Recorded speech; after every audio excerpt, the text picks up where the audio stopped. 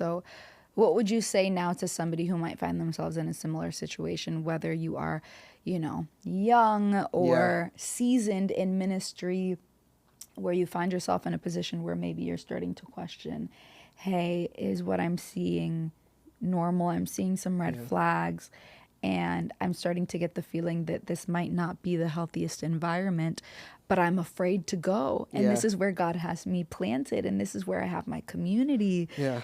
What do I do? And Yeah. where do I go from here? What advice would you give to somebody feeling like that? Most common when I hear people talk about red flags, I've talking to people in ministry who've been through like situations where they're like, and the most common thing I hear is that they never actually tell the person.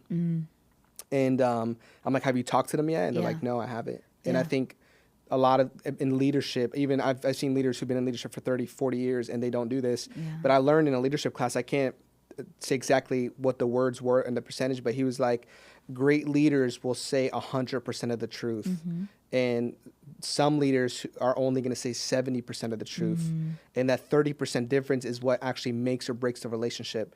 And I think what happens is, and we've all done this before, but we have an issue with somebody. It could be in our Yeah. marriage, our friends. Yeah. It could be a person that you're close with, and you like feel a certain way, and you confront them, but Yeah. you don't. You only tell them 70%, or maybe 90. You tell them 90, and the extra 10% is that extra like, this bothered me. This is how I really This is how I feel. really feel. Like, when you vent to that one friend, like that's how you should tell them. But and what happened?